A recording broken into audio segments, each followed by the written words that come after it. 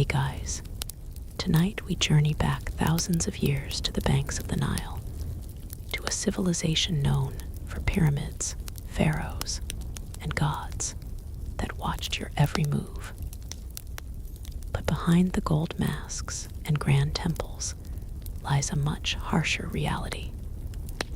Today, we're asking, what would happen if you lived just one day in ancient Egypt?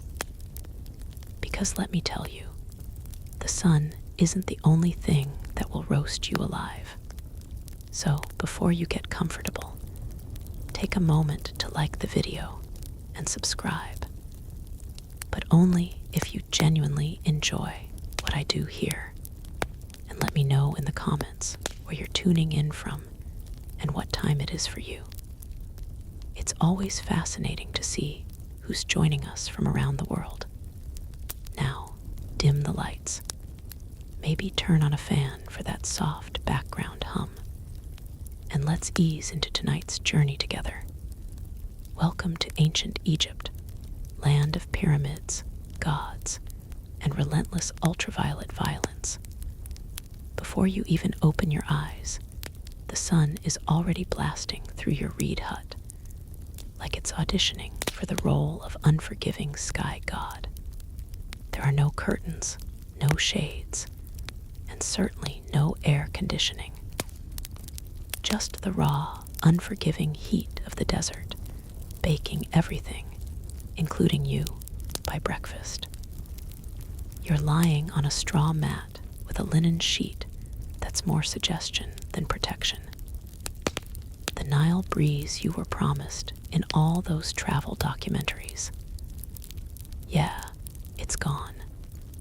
Probably died sometime around 2800 BC.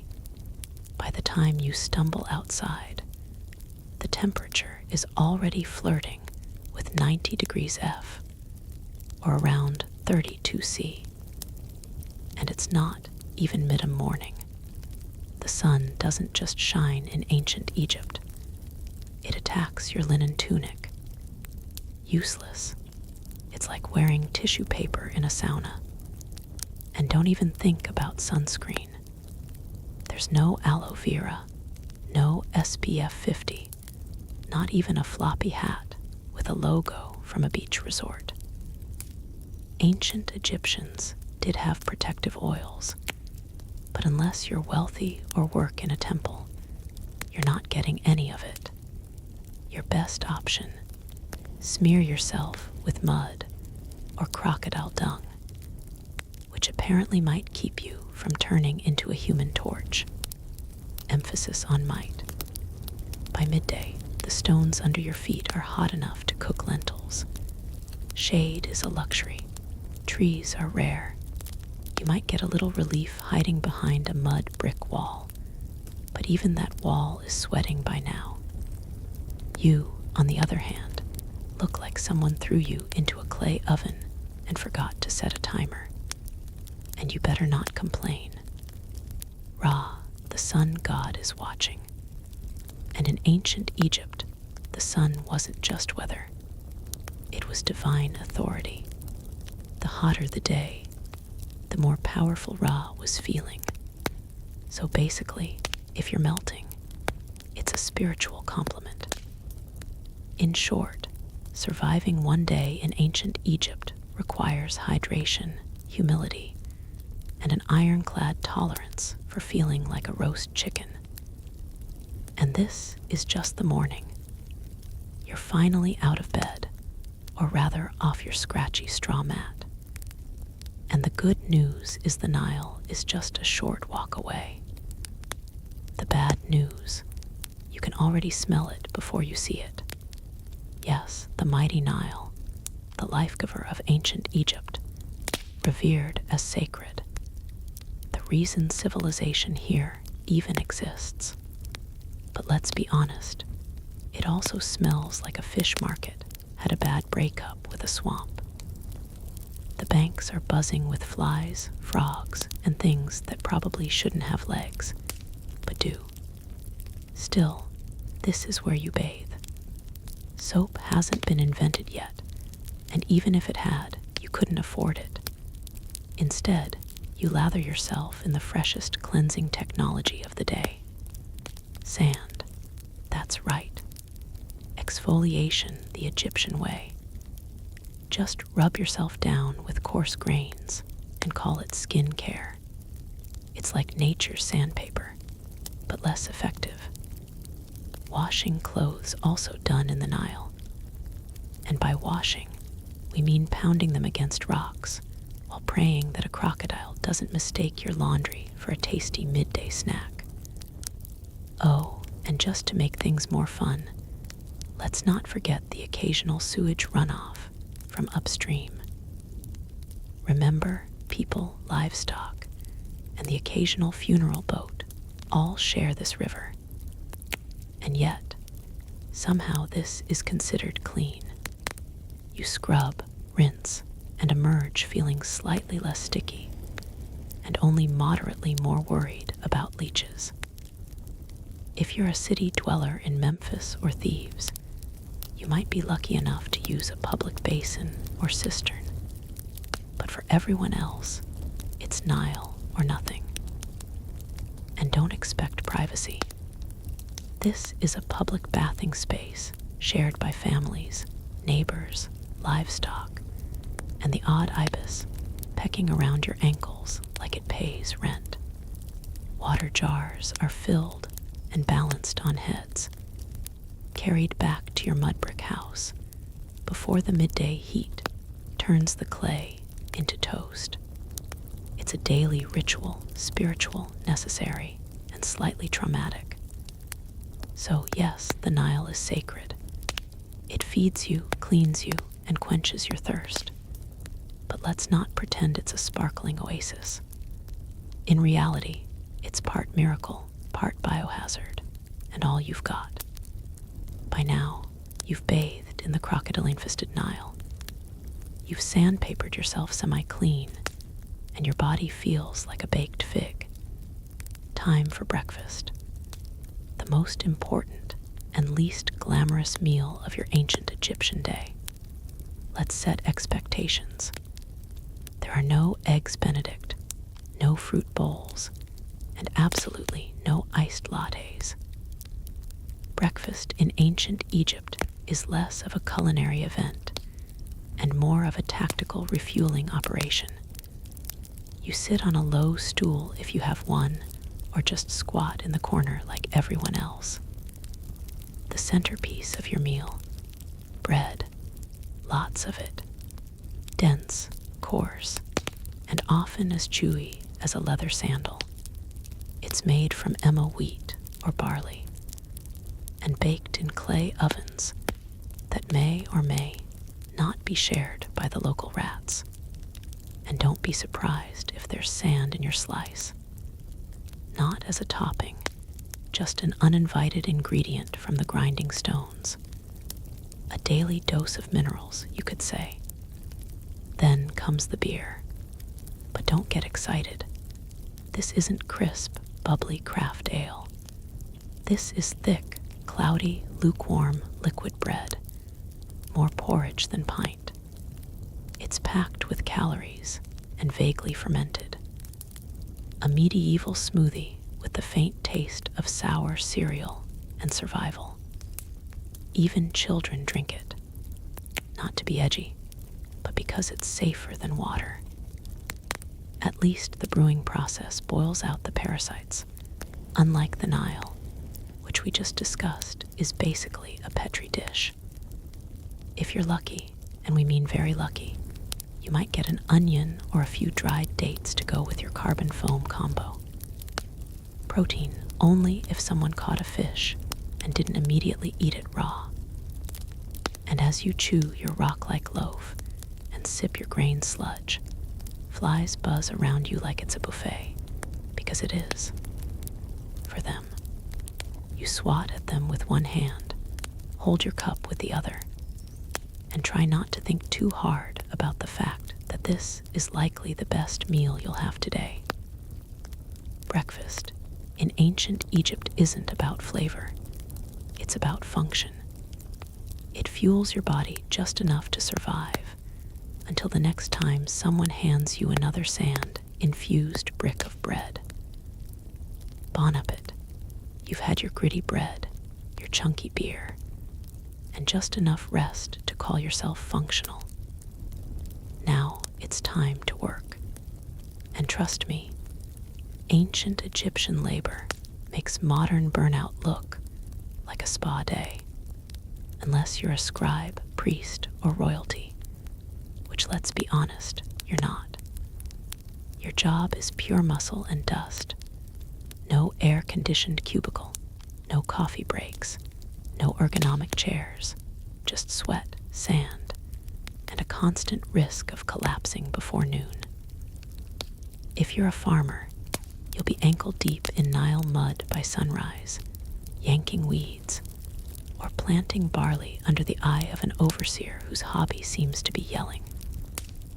You use wooden plows, crude sickles, and your bare hands. If your back hurts, congratulations. That means it's working. If you're a laborer, things get even more biblical. Imagine hauling multi-ton stones for temple construction under a blazing sun, while barefoot up ramps made of gravel and prayer. There's no ocean here. You trip. That's a broken ankle and a shrug from the foreman. Working on tombs. That's another level of grind. You're hammering limestone, chiseling out burial chambers for people who will get to rest longer than you ever will. And if you mess up a pharaoh's tomb, let's just say job security might involve a sealed chamber and a curse. And if you're a woman, you're not off the hook. Domestic work is also physical labor. Grinding grain, hauling water, weaving linen, caring for kids, and still helping in the fields. Your break is when the baby naps for 7 minutes. While you prepare dinner, you eat on the go. You wipe sweat with your tunic. You keep moving because slowing down means falling behind. And falling behind means someone else gets your grain quota and you get the blame. There's no clocking out. The sun is your supervisor. When it finally sinks behind the horizon, you crawl home half alive, dust-caked, and dreaming of softer sandals and a less aggressive sun god. Work in ancient Egypt isn't just hard. It's endless. It's a full body commitment to survival day after day until your body gives out or your overseer decides you're not worth feeding. And that's not even the worst of it. After sweating your soul out in the fields or quarry, you might be tempted to grumble. Maybe something small, a little "this job stinks," or "why am I doing this again?" Stop right there. Because in ancient Egypt, complaining isn't just frowned upon, it's potentially treason. Why? Because your boss isn't just a ruler, he's a literal god. The pharaoh isn't some guy who got elected or born into a lucky family. He's the human embodiment of Horus, son of Ra, chosen by the heavens to rule over Egypt and keep Mahat, divine cosmic order, intact.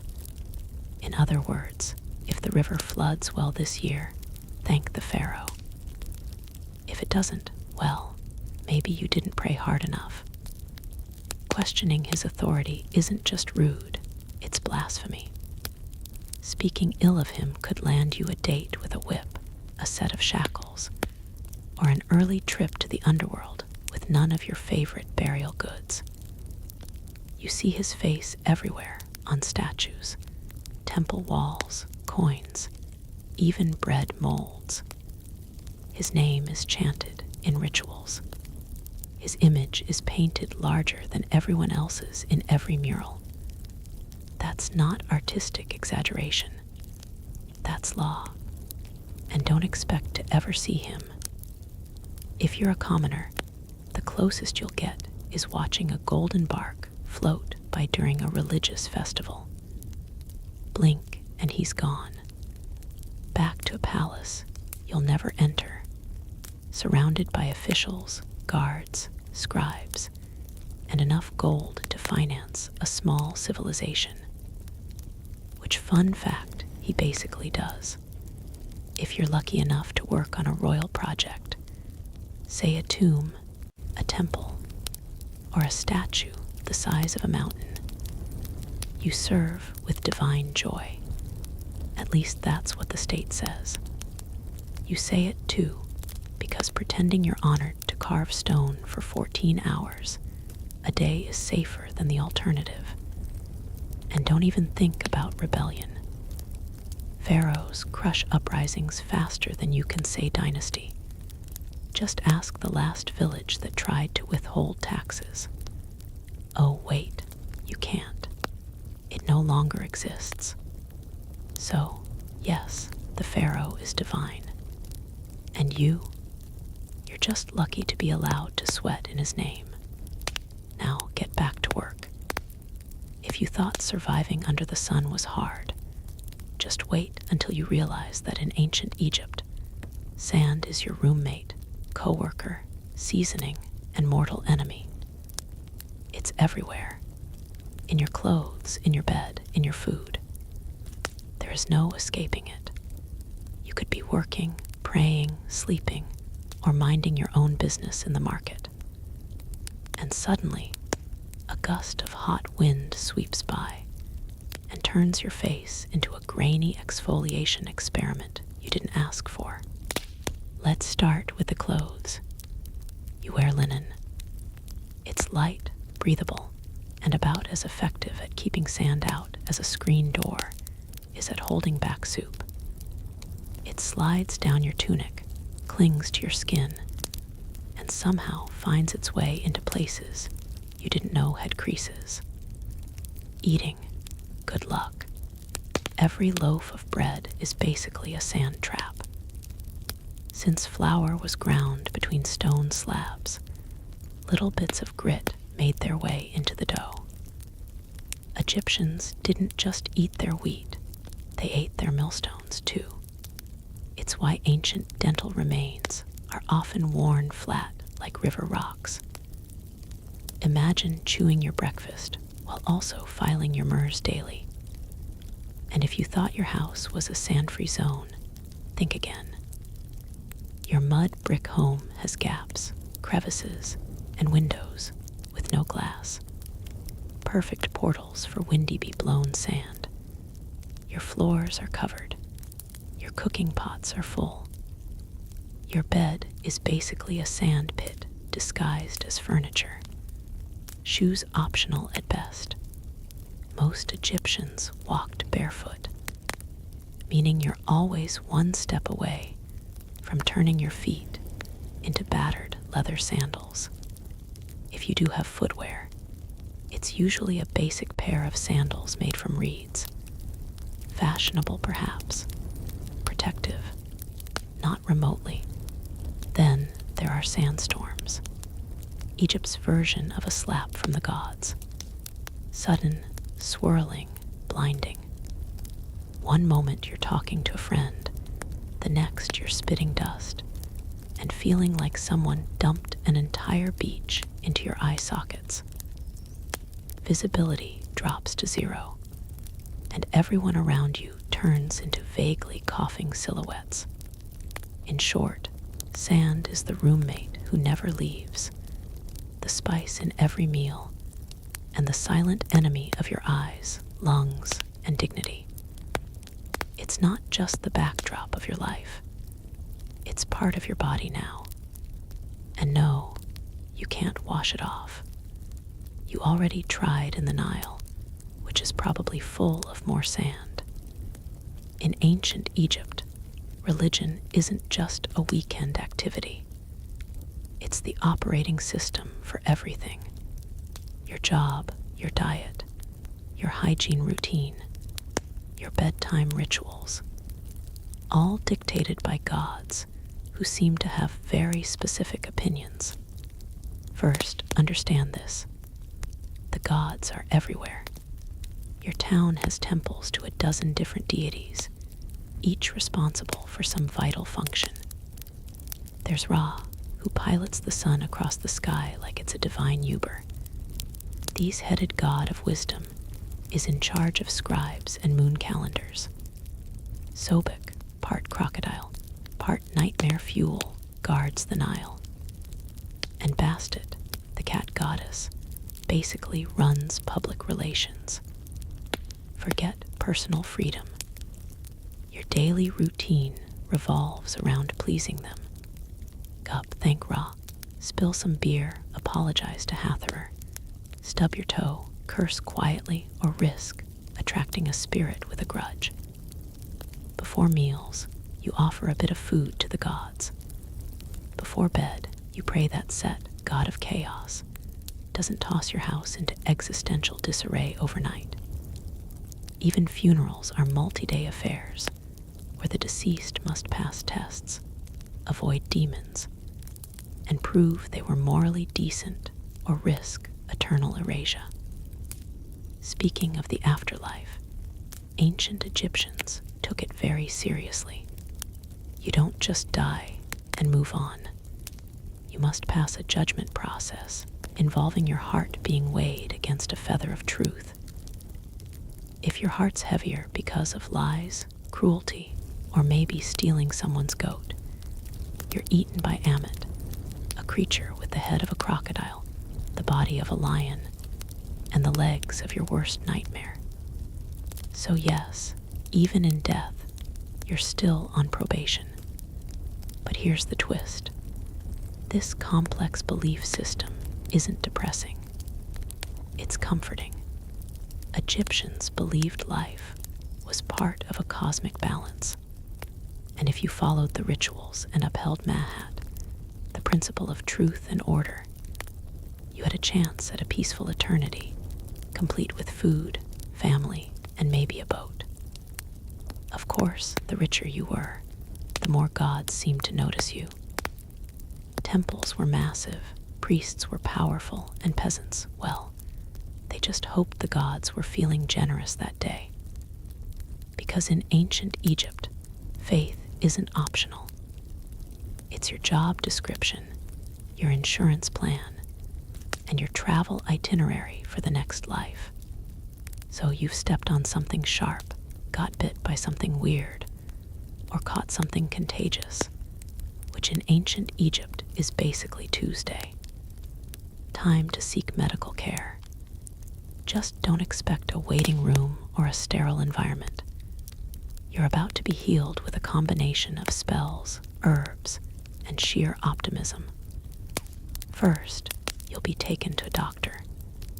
And to be fair, they were some of the most advanced in the ancient world. They had surgical tools, medical texts, and a decent understanding of anatomy.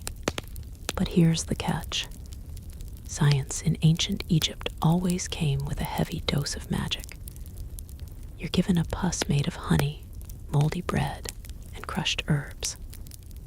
Honey actually is antibacterial, and mold has early penicillin properties, so it works sort of.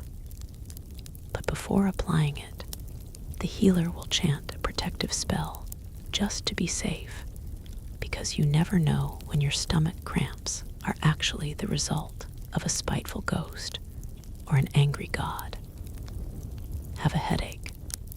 You might get a dose of crushed onions rubbed into your scalp, while someone recites a hymn to Though. Let's smear cow dung mixed with dates on your chest and see what happens. Eye infection. Time for a paste of lizard blood, ochre, and beer, plus a prayer to Horus. Surgery. It did happen sometimes. Abscesses were drained, bones were set, and wounds were stitched with linen thread. But there's no anesthesia, just a sharp knife and a friend to hold your shoulders down while you scream into a mud brick pillow. Dentistry, not great. Remember all that sand in the bread. Your teeth are worn down by your 20s. If one gets infected, Your options are 1. Live with it. 2. Die from it. Or 3. Have it pulled with something resembling pliers made by a blacksmith with low standards. And let's not forget the amulets. Whether you're giving birth, getting stitched up, or just sneezing too loud, a good doctor priest will probably hang a charm around your neck, just in case the real issue is an invisible serpent spirit curled around your spleen. So yes, Egyptian medicine had its moments, but mostly you'd better believe in the gods, because your band-aid is literally a prayer. Here's a plot twist most people don't expect. Ancient Egyptian women had more rights than many women in later civilizations. They could own property, run businesses, file for divorce, and even take a man to court. Sounds progressive, right? But before you pack your bags for a time-trained girl boss vacation, hold up. Because while the legal status might impress you, the day-to-day reality, not so glamorous. If you're a woman in ancient Egypt, you probably wake up before sunrise. You're grinding grain by hand, using a giant flat stone that chews through both wheat and your spine. Then it's off to haul water from the Nile, cook breakfast, care for children, manage the household, feed animals, and if needed, help in the fields. You're a one-woman workforce in linen. There's no me time, no spa days, and definitely no maternity leave. Childbirth is risky and painful. Midwives are helpful, sure, but there are no epidurals, no disinfectant, and no push playlists featuring relaxing harps. You give birth in a hot room with incense, prayers, and hopefully not too much bleeding. Let's talk fashion. Linen dresses are light and breathable, but there's no underwear and no shoes. The sun scorches your skin, the sand grinds into everything, and the bugs think you're an all-you-can-eat buffet. Want makeup? Great. Egyptian women did wear cosmetics, but it's lead-based and applied with sticks that look suspiciously like toothpicks. Now, if you're lucky enough to be born into a wealthy family, things are better. You might read, write, manage estate accounts, or become a priestess.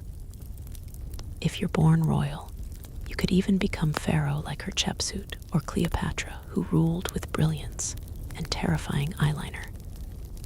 But if you're poor, your status may be legal, but your reality is physical. You work, sweat, bend, carry, birth, bury, and pray. You're not chained by law, but by survival. Still, Egyptian women had agency, and that mattered. They could speak in court, keep their inheritance, and didn't become property when they married. Compared to many ancient societies, that's huge. So, yes, Egyptian women had rights, but comfort, that's reserved for statues and goddesses. Not the woman elbow deep in dough while swatting flies off a toddler. You made it through another grueling day in ancient Egypt. You ate your gritty bread, hauled your buckets, avoided divine wrath, and maybe even dodged a sandstorm. Time to relax, right, wrong. Because in ancient Egypt, your real test begins after you die. Death isn't the end. It's just the beginning of an incredibly bureaucratic, multifaceted journey through the underworld. And if you thought the labor overseer was strict, wait until you meet the gods of judgment.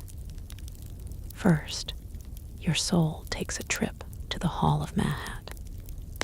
Here, before a tribunal of 42 deities, you must proclaim your innocence in what's basically the oldest legal deposition in history. You say things like, I did not steal, did not lie, I did not covet my neighbor's donkey, all while hopping the gods by it. Then comes the heart test. Literally, your heart, believed to be the seat of the soul, is placed on a scale opposite the feather of Mahat, the symbol of truth, justice, and balance. If your heart is heavier than the feather, well, that means you've lived a wicked life. Enter Amit, part lion, part crocodile, part hippo, all terrifying. She doesn't arrest you. She doesn't find you. She eats your soul, destroying it forever. No afterlife, no second chances, just eternal non-existence, which in a culture obsessed with eternity is the ultimate punishment. And it gets better. You can doom yourself not just by actions, but by words. One wrong confession, one forgotten line during your judgment, and boom, spiritual obliteration. It's like an open book test where failure means getting devoured by a mythological death hybrid. If you do pass, congratulations. You get to enter the field of reeds, a peaceful, idealized version of Egypt where your soul lives forever with boats, with crops, with family, and presumably with fewer sand fleas. But the stakes enormous. That's why Egyptians obsessed over tomb preparation, funeral rites, and magical texts like the Book of the Dead. A spiritual cheat sheet full of prayers, spells, and helpful tips like don't insult the crocodile god. So yes, the afterlife might be beautiful, but only if you live your life very carefully. One curse word, one unpaid temple tax, and your next stop is lunch for Amit. Sleep tight. If there's one small mercy in ancient Egypt, it's this linen. Blessed breathable linen. Your entire wardrobe and everyone else's is made from this plant-based fabric. It's light, cool, and lets your skin breathe in the scorching heat. That's the good news. The bad news, that's pretty much where the comfort ends. Whether you're a farmer, builder, priest, or vendor, you're wearing the same outfit every day. For men, a short white kilt or loincloth. For women, a straight sleeveless linen dress, sometimes held up by straps, sometimes not. If you're upper class, you might have pleat or beads or fancy patterns. If you're not, it's plain white or slightly grayish, depending on how long it's been since laundry day. Oh, and laundry day. Your hand scrubbing your clothes in the Nile while hopping a hippo doesn't emerge mid-ar. Most people go barefoot. Sandals made from woven reeds or leather are reserved for special occasions or temple priests. So unless you're royalty, expect to spend your days with hot sand between your toes and possibly a sharp rock in your heel. Accessories, absolutely, but mostly functional. Amulets for protection, necklaces to show status, and eye makeup made from powdered kohl, which wasn't just for fashion. It helped reduce glare from the sun and supposedly warded off infections. Yes, even eyeliner had a job in ancient Egypt. But no matter how well you dress, the bugs don't care. Flies, gnats, mosquitoes. They treat your airy outfit as an invitation. You're walking through the day swatting constantly, rubbing on perfumed oils, and praying that your linen doesn't stick to you like a wet curtain the moment the sun reaches full strength. And of course, your outfit doesn't change with the seasons, because Egypt doesn't really have seasons, just hot and slightly less hot. So, your linen ensemble is basically your year-round uniform, whether it's 110 degrees or a chilly 70 degrees evening. So yes, Egyptian clothing was light, elegant, and far more comfortable than what Romans would wear later. But don't let the breezy outfits fool you, because no matter how floaty your tunic feels, your life is still heavy with labor, heat, sand, and bugs that refuse to respect your personal space. You've survived another blistering Egyptian day, hauling bricks, dodging sandstorms, and praying your linen doesn't disintegrate mid-task. But in ancient Egypt, survival is always temporary, because no matter how tough you are, you probably won't live past 35. Let's break it down. If you make it past childhood, which is already an achievement considering infant mortality rates were sky high, you're thrust straight into adulthood by age 13. Marriage, work, and child rearing all start early because honestly, you're running out of time. You might die from heat stroke, or an infected cut, or childbirth, or crocodiles, or scorpion stings, or bad bread. And forget antibiotics. If you get a fever, the best treatment is honey, herbs, and hopping the gods don't have other plans for your soul. But here's the twist. Egyptians weren't scared of death. They planned for it. In fact, they planned for it better than most people plan for retirement today. If you're rich, you commission a tomb, the ancient version of a 5-star eternity suite. You start saving up grave goods, jewelry, food offerings, perfumes, statues, even tiny servant dolls called shabaptis to do your chores in the afterlife. Think of them as spiritual interns who work while you nap forever. Your body is embalmed, wrapped in linen, stuffed with matron natural salt, and tucked neatly into a painted sarcophagus. You're buried with a copy of the Book of the Dead, which is less about doom and more like a mystical travel guide, complete with passwords for the afterlife, spells to confuse demons, and instructions for not getting eaten by soul-devouring monsters. If you're poor, well, your tomb is likely a shallow pit in the sand. Your body is wrapped in whatever fabric your family can spare, maybe a pot or two placed nearby, and then covered with earth. No murals, no golden mask, just you and the wind. But even the poorest Egyptians held on to the dream of the afterlife, a peaceful, fertile paradise called the Field of Reeds, where you farm without sweat, eat without hunger, and sail the Nile forever under gentle sunlight.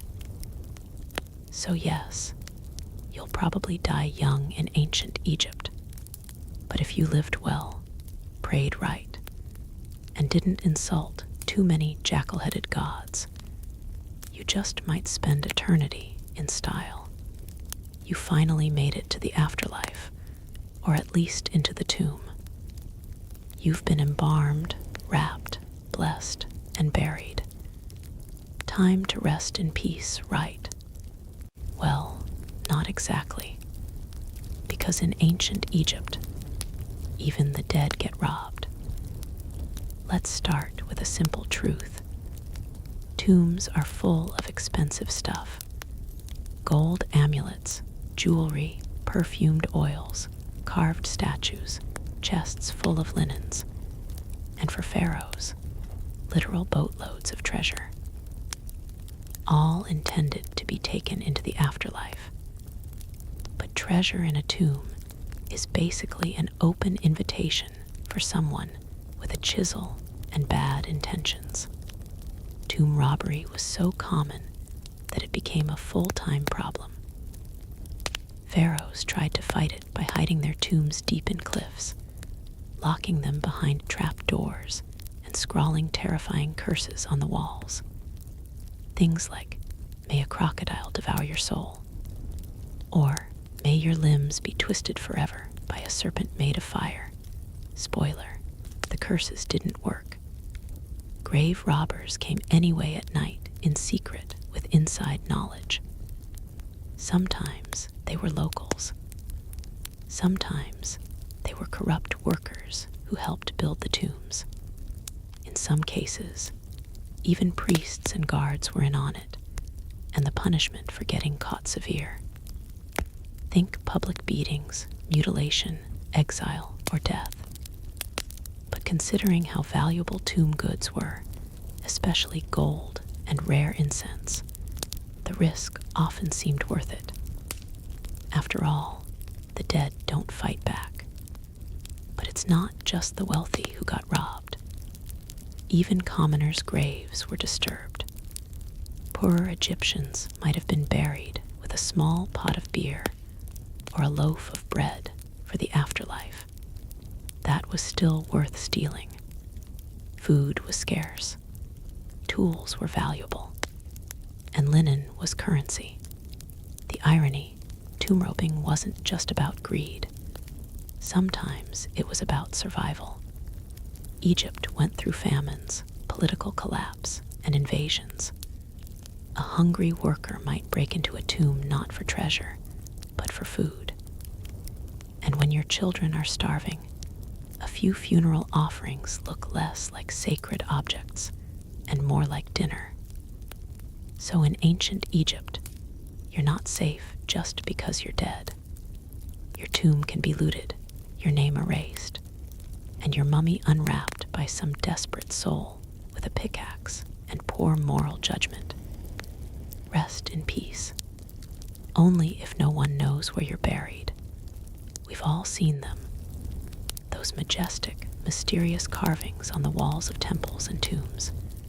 Birds, eyes, snakes, lotus flowers, men walking sideways like they're on a fashion runway. Ancient Egyptian hieroglyphs. Visually stunning and insanely difficult to learn. Sure, they look cool, but try reading them.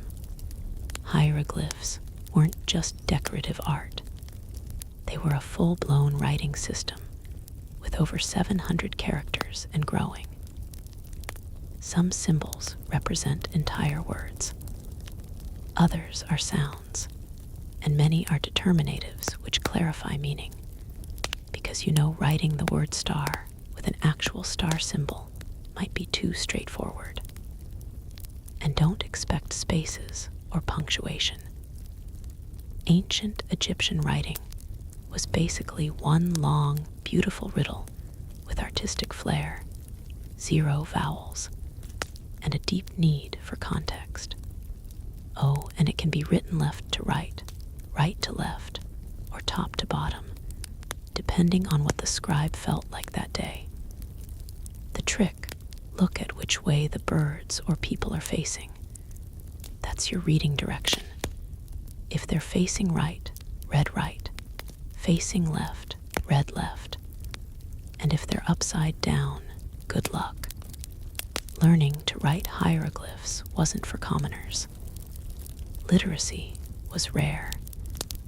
Maybe 1% of the population could actually read and write. If you wanted in, you had to become a scribe, which meant years of intense education, starting as a child. You'd memorize hundreds of symbols, copy endless scrolls, and practice so much that your hand probably curled into a claw by age 15. But the payoff, huge. Scribes were respected, well-fed, and never made to haul bricks under the sun. Instead, they wrote tax records, court documents, letters, and religious texts. They were essential to society and protected from most manual labor. In a world where writing was power, scribes ruled quietly from the shadows. For the rest of the population, though, writing was something magical. Literally, hieroglyphs were believed to have sacred power. Writing someone's name preserved their soul. Erasing it, total spiritual annihilation. So, yeah, spelling really mattered. So, while hieroglyphs may look like ancient emoji, they're more like a linguistic Rubik's Cube wrapped in myth, math, and mystery. Beautiful. Yes. Easy to learn. Absolutely not. After 14 chapters of heat, hunger, sand, superstition, and backbreaking labor, it's time to ask the big question. Would you survive a single day in ancient Egypt? Let's be honest. Probably not. Sure, it's easy to romanticize the ancient world. Golden tombs, lotus-scented air, graceful hieroglyphs, gods with animal heads, and a thing for order and beauty. But behind the iconic monuments and stunning art was a world of brutal realities that spared no one but the elite. Your average Egyptian day started with a dirt floor, a cloud of flies, and the knowledge that if you didn't work, you didn't eat. You walked barefoot on blazing sand, hauled water, cooked over open fires, lived shoulder to shoulder with bugs, smoke, and livestock. You worried about disease, divine punishment, and whether a snake might slither into your sleeping mat. You had no toothpaste, no medicine, no retirement plan. And if you were lucky, maybe 2 changes of linen. You served a god king who could take your land with a decree, a climate that cooked your skin by noon, and a religion that required you to pass a literal divine test after death, just to get into the good version of the afterlife. Let's also not forget the things you didn't have. No antibiotics, no sunscreen, no privacy, no plumbing, no painkillers, and no easy escape. Once you were born into your class, that was it. No promotions, no career changes, no finding yourself.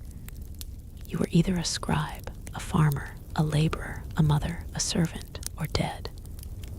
And yet, for all this, the ancient Egyptians weren't miserable.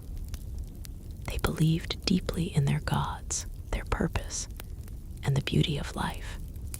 They loved music, dance, food, family, and festivals. They joked, they painted. They imagined eternity with enough clarity to build stone monuments that still stand today. But for a modern person, without your air conditioning, your filtered water, your Advil, your sneakers, and your smartphone, you'd fold before the second sandstorm hit. So no, you wouldn't last a day in ancient Egypt. But that's okay, because they lasted thousands of years. And maybe, just maybe, that's why we still talk about them. In the heart of ancient Teotihuacan, one pyramid refuses to be forgotten. Its surface is adorned not with peaceful symbols of faith or gentle gods, but with snarling, open-mouthed stone serpents, dozens of them. They jut out from the temple's facade, as if frozen in mid-strike, fangs bared, eyes wide. This is the temple of the feathered serpent, known to many as the temple of Quetzalcoatl. But unlike most temples that reach for the sky with reverence, this one feels different. It feels predatory. From the moment you approach it, there's an eerie sense that you're being watched. The stone serpent heads aren't mere decoration. They were warnings, symbols of divine wrath. And beneath their gaze, something horrific once unfolded. Excavations over the past few decades have revealed something that archaeologists didn't expect. Hidden beneath the temple's base were not just ceremonial offerings, but something far more disturbing: human remains, and not a handful. Over 200 bodies, many of them decapitated, hands bound behind their backs. Young men, warriors perhaps, buried in groups. Ritual sacrifices arranged with mathematical precision. Some were buried with obsidian knives at their sides, others with necklaces made of human teeth or jewelry crafted from jawbones. They weren't simply thrown into the ground. They were deliberately placed in positions of symbolic significance. It's clear this was no mass grave. It was a message, a divine transaction carved into stone and sealed with blood. But what kind of belief system justifies such horror? Who demanded so many lives be taken at once? The Temple of the Fathered Serpent wasn't just a religious building. It was a theater of power, a place where rulers fused cosmology, warfare, and fear to maintain control over a city of more than 100,000 souls. And this ritual bloodletting may have been the cost of keeping the cosmos in balance. As you stand before this temple today, gazing at those stone serpents, you're not just looking at art or architecture. You're looking into the eyes of a civilization that believed the gods needed blood, and that they had every right to deliver it. But who were these people? Who commanded such violence and vanished without a trace? The answer lies in the shadows of Teotihuacan. Before the mighty Aztec Empire, before the Maya carved their cosmic calendar into stone, there stood a city unlike any other in the ancient Americas, Teotihuacan. Its name, given by the later Aztecs, means the place where gods were born. And when you walk its immense avenue of the dead, flanked by pyramids that scrape the heavens, you start to understand why. At its height, around 100 to 250 CE, Teotihuacan was a sprawling metropolis of over 100,000 people, making it one of the largest cities in the world at the time, rivaling ancient Rome, Alexandria, and Chang'an in size and influence. It was a city meticulously planned: wide boulevards, gridded streets, apartment compounds housing extended families, multi-story structures made from volcanic stone. And at the center of it all, 3 massive pyramids: the Pyramid of the Moon, the Pyramid of the Sun, and the Temple of the Feathered Serpent. But here's what makes Teotihuacan different. No one knows who built it. Seriously, to this day, we don't know the name of the people who constructed this place. We don't even know what they called themselves. There are no written records, no kings' names carved into stone. Teotihuacan seems to have been a society ruled not by a single monarch, but perhaps by a council, a theocracy, or something altogether foreign to our understanding of ancient power. And despite this anonymity, their influence was colossal. Evidence of Teotihuacan's power has been found hundreds of miles away from the Maya cities of Tekal and Capan to the distant Zapach capital of Monte Alban. Obsidian blades, ceramic styles, murals, and even political meddling. In one case, Teotihuacan emissaries may have helped overthrow a local Maya king to install a ruler more favorable to their interests. how did they maintain such a vast network? How did a city with no known writing system command such authority across Mesoamerica? The answer may lie in how they combined cosmic ideology with statecraft. Their temples were more than places of worship. They were tools of control, aligning perfectly with astronomical events, serving as theaters of ritual sacrifice, and reminding every citizen and every visitor that Teotihuacan was no ordinary city. It was the axis of the world, a sacred engine that kept time, fate, and blood flowing in sync. And at the heart of it all stood the temple of the feathered serpent. Understand the temple. You must first understand the deity it was dedicated to, the feathered serpent. Known later by the Aztecs as Quetzalcoatl and to the Maya as Kulkan, this figure is one of the most enigmatic gods in all of Mesoamerican mythology. But in Teotihuacan, centuries before the Aztecs rose to power, the feathered serpent was already a central, possibly supreme divine force. But here's the paradox. What kind of god is both a serpent and a bird? Think about that. Serpents slither through the underworld. They shed their skin, symbolizing rebirth, duality, and death. Birds soar high in the sky, closer to the sun, representing freedom, divinity, and life-giving wind.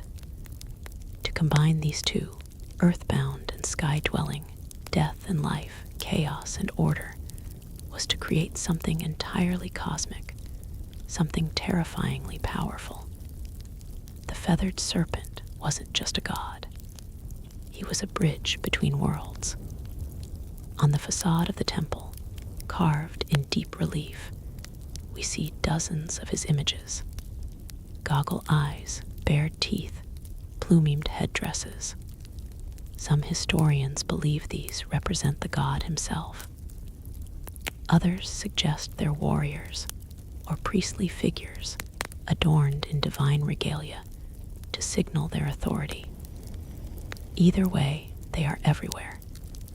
The temple is covered in these snake-bird hybrids, as if the structure itself breathes with divine presence. But the feathered serpent wasn't just a god of the heavens. He was intimately tied to sacrifice. Blood was the fuel that kept the cosmos in motion. And Quetzalcoatl, though later remembered as a gentle, civilizing deity, had a much darker role in Teotihuacan. He demanded offerings, and not just of maize or incense, but of life itself. In some myths, he descended into the underworld to retrieve the bones of the dead and create humankind. But to bring life from death, there had to be a trade. The gods sacrificed themselves for humanity, and humans in return were expected to do the same. The temple of the feathered serpent wasn't just a monument to faith. It was a cosmic engine designed to link the sky, the earth, and the underworld through ritual. Every stone, every serpent head, every buried victim fed into that system. Teotihuacan didn't just worship the feathered serpent. They embodied his logic, paradox, power, and blood. And the most disturbing truths were hidden beneath the surface. For centuries, the temple of the feathered serpent stood silently, a weathered, imposing structure half swallowed by time. Locals whispered legends. Scholars made guesses. But no one could have imagined what was buried beneath its layered stones. Until archaeologists broke through in the late 1980s and early 2000s. What they found wasn't just unexpected, it was unsettling. Hidden beneath the temple's foundations were a series of long, sealed chambers and pits, each filled with carefully arranged human remains. These weren't the messy results of war or disease. These were deliberate sacrifices, systematic, ritualistic, cold. The victims, numbering over 200, were young men, many between 15 and 25. Some wore necklaces made of human jawbones. Others had their hands tied behind their backs. A few were decapitated. Obsidian knives, sharp and black as night, were scattered nearby, the unmistakable tools of ritual slaughter. And this is where it gets darker. The arrangement of the bodies followed geometric and symbolic patterns. They weren't buried randomly. They were placed in quadrants, cardinal directions, possibly to mirror the cosmos. Even the number of bodies mattered. It wasn't just about death. It was about meaningful death. Offerings surrounded the victims. Jaguar bones, serpents, exotic shells from the distant Gulf Coast, figurines, and obsidian blades that had never been used in battle. This wasn't punishment. It was a gift. These young men, most likely warriors, had been selected not to die in disgrace, but to die as part of something transcendent. To the Teotihuacanos, the very act of building a temple may have required human sacrifice. It was as if every stone had to be consecrated with blood, every layer raised only after an offering had been made. The deeper you dig, the more sacrifice you find. In one chamber, archaeologists discovered elaborate tunnels filled with mercury and mica materials associated with the underworld. The floor glimmered like water. Was this a symbolic passage to the land of the dead? A mirror of the night sky?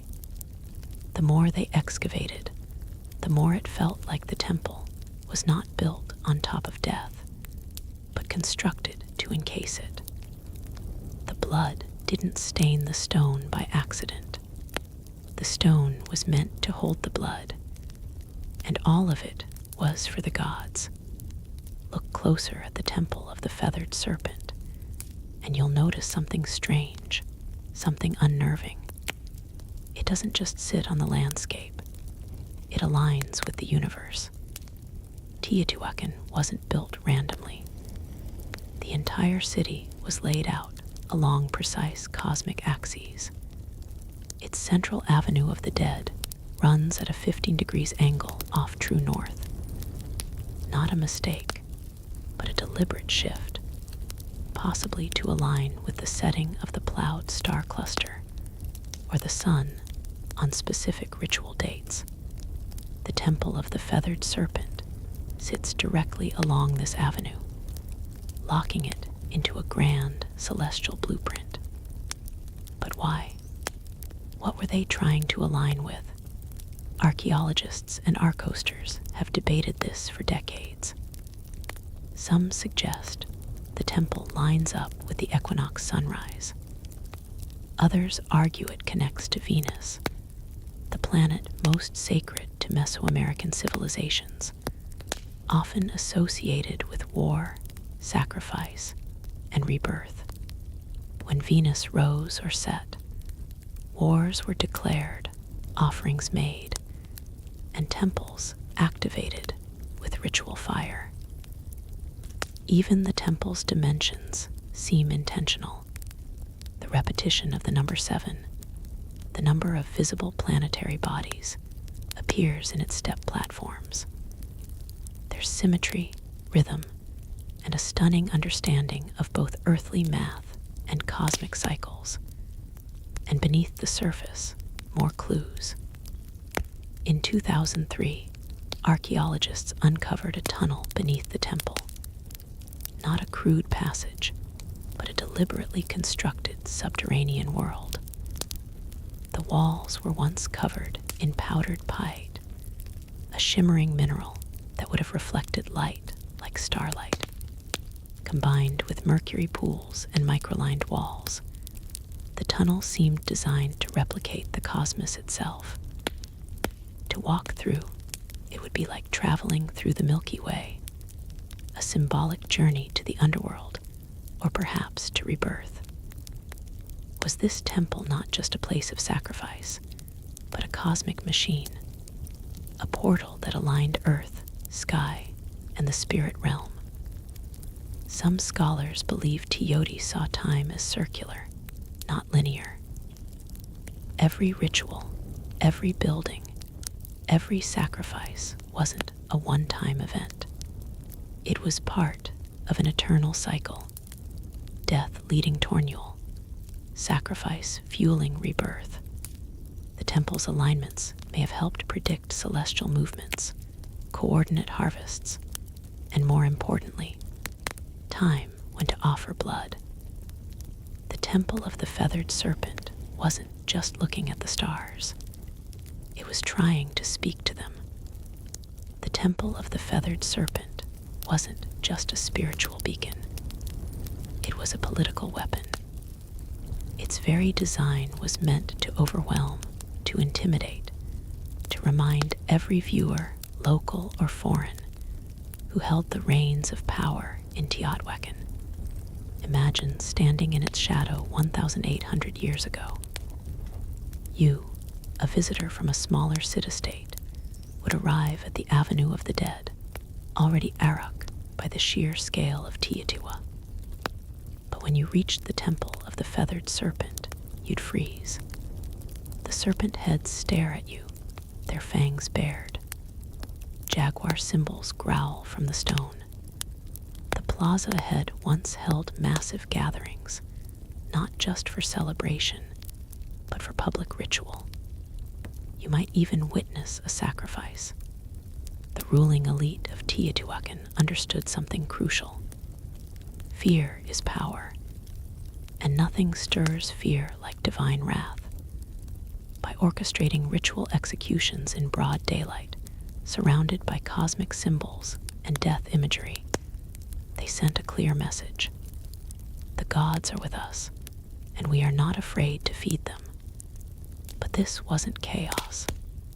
This was theater. Priests in feathered headdresses and obsidian masks would chant, dance, and spill blood, turning cosmic myth into political performance. It wasn't just about pleasing the gods. It was about reminding everyone watching that the city's rulers had direct access to the divine. They alone could open the heavens or summon rain, protect the people, or destroy their enemies. Even the architecture helped reinforce this propaganda. From the temple's upper tiers, leaders could look down upon the plaza. They controlled not just the narrative, but the very physical space in which it unfolded. The people looked up at the gods, at the rulers, at the sacrifices, and knew their place. And for outsiders, Teotihuacan didn't need to conquer with swords. It conquered with symbols. Visiting dignitaries would carry home tales of awe and terror. They would speak of the feathered serpents, the endless avenues, the blood rituals that lit the sky red. In a world where gods ruled through fear, Teotihuacan positioned itself as their chosen mouthpiece, and the Temple of the Feathered Serpent was the loudest voice of all. At its peak, Teotihuacan was the heartbeat of Mesoamerica, a city of fire and stone, of gods and blood, a city that seemed destined to last forever. But around the year 550 CE, something changed, something broke, and the silence that followed was as chilling as the temple's stone serpent heads. The fall of Teotihuacan was not loud and glorious. It was gradual, then sudden. Signs of strain began appearing decades earlier, signs that the cosmic engine was faltering. Evidence points to a long period of drought, crop failure, and social unrest. The very systems that had sustained this grand city, centralized power, religious dominance, cosmic order, began to crack under pressure. And then came the fire. Archaeologists have uncovered widespread burn layers across elite compounds, temples, and administrative buildings, including signs of violent destruction at the Temple of the Feathered Serpent. What's strange is that the lower-ass residential areas were mostly untouched. This wasn't an external invasion. This was an uprising, a rebellion, possibly from within. The very people who once watched sacrifices in Ame have risen against their priest kings. The Temple of the Feathered Serpent, once a symbol of divine authority, was ransacked. Sculptures were defaced, fires were set, ritual spaces were desecrated, and then silence. Teotihuacan wasn't completely abandoned overnight, but it lost its soul. Trade networks collapsed. Artistic production ceased. The great ritual stopped. The ruling elite disappeared. The temple no longer spoke. And yet, the mystery only deepened. Because while the city faded, its memory endured.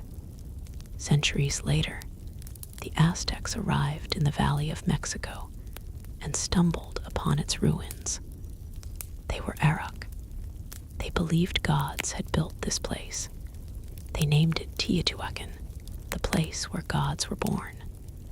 They built their own myths around its pyramids, revering it as sacred ground, even as they had no idea who its original builders were. To them, the Temple of the Feathered Serpent was not a ruin. It was a relic of divine truth.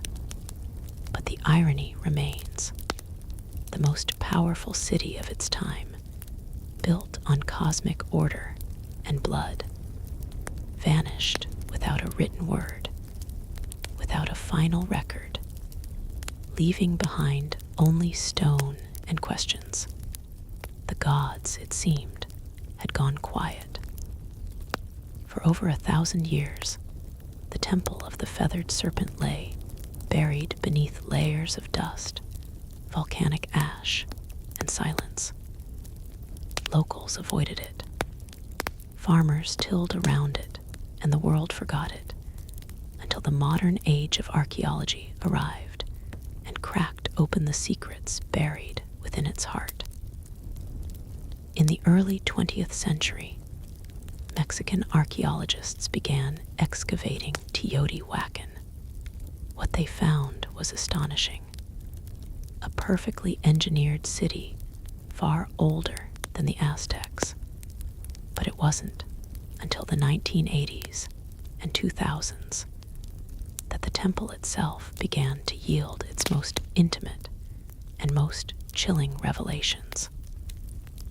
One of the most dramatic discoveries came in 2011 when researchers uncovered a sealed tunnel beneath the Temple of the Feathered Serpent.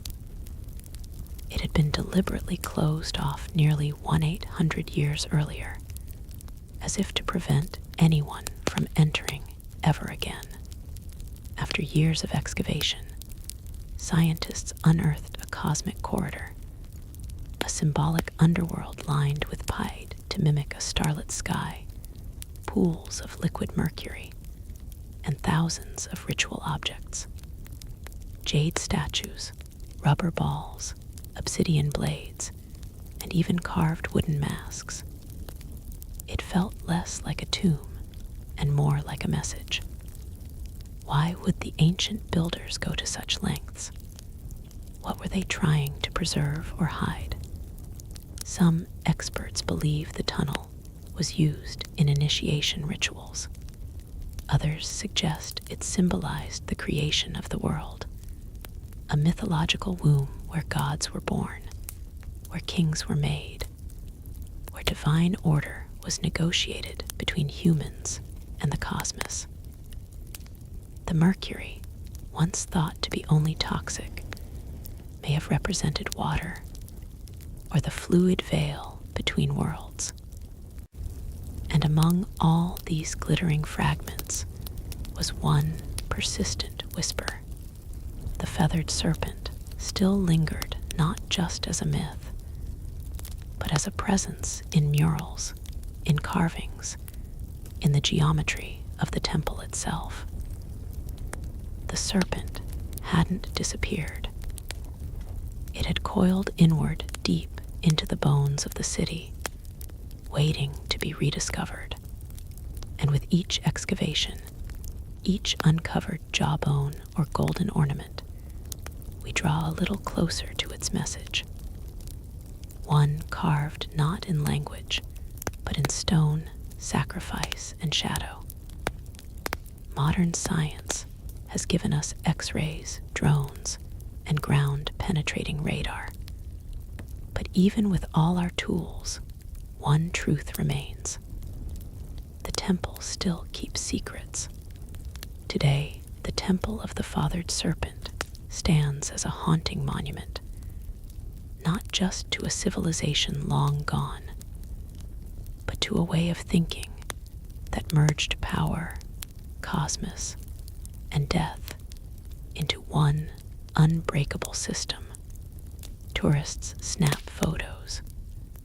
Children run past the stone serpent heads, but the ground beneath their feet is soaked in 1,000 untold stories and over 200 known human sacrifices. And still the temple endures. Its legacy is not just architectural. It's psychological, spiritual, cultural. The feathered serpent, this paradoxical god of sky and earth, continued to evolve. He would be adopted by the Toltecs, then reborn by the Aztecs as Quetzalcoatl, where his myth took on a gentler tone. The bringer of knowledge, the god who wept for humanity, the one who vowed to return. This reimagining of the serpent god shows how myths don't die, they transform. Even in modern Mexico, echoes of the feathered serpent persist in art, in murals, in literature, and in national identity. The temple's image has appeared on coins, stamps, and even government buildings.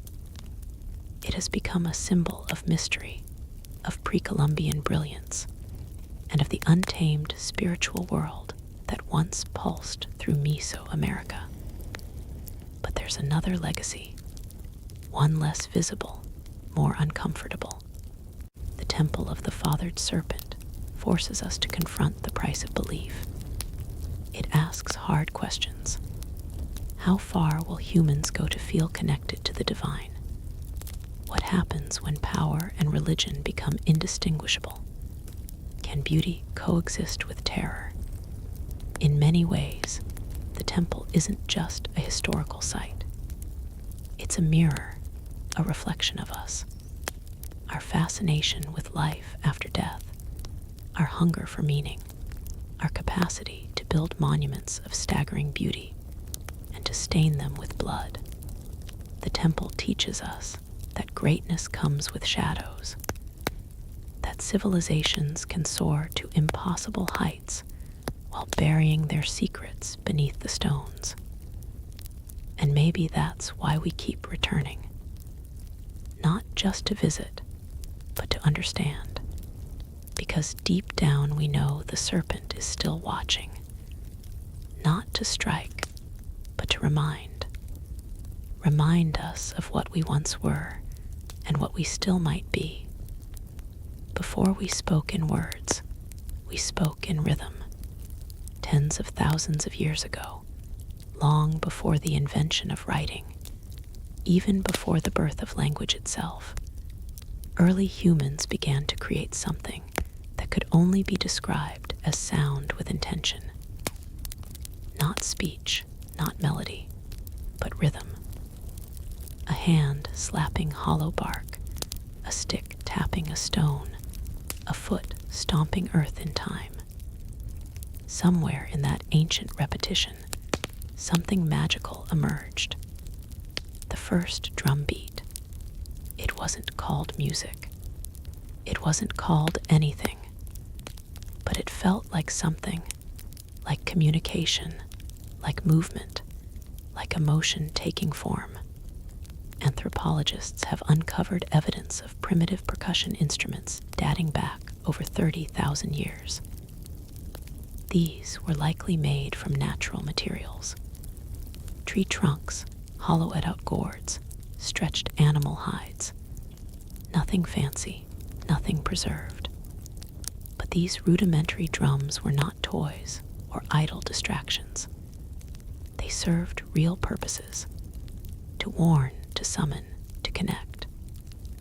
Imagine a tribe scattered across a dense forest. One beat from a distant drum, and others knew danger is coming, or a celebration has begun, or the gods are listening. The earliest drums weren't just tools. They were extensions of the human body, a heartbeat externalized, a pulse that could be felt across a valley. Drumming wasn't something you watched or listened to. It was something you participated in together around fires, under stars, in caves where echoes made the air itself vibrate. These ancient rhythms became a language of emotion, joy, grief, warning, hope, all expressed not in syllables or symbols, but in patterned sound. Before the first flutes were carved, before string instruments were dreamed of, the drum was already alive, anchoring us in time, giving shape to ritual, and uniting individuals into tribes. In that way, the drum became humanity's first instrument, and perhaps its first form of collective identity. No matter where on earth people lived, they created something to strike, something to beat, something to mark the moment. Because even when we had no words, we had rhythm, and that rhythm was everything. In the cradle of early human civilization, drums were not just instruments. They were sacred voices. Every tribe, every culture, every corner of the earth developed its own rhythm. But the purpose was nearly universal: to commune with the unseen. In Africa, where some of the world's earliest drums emerged, rhythm was deeply intertwined with life, death, and ancestry.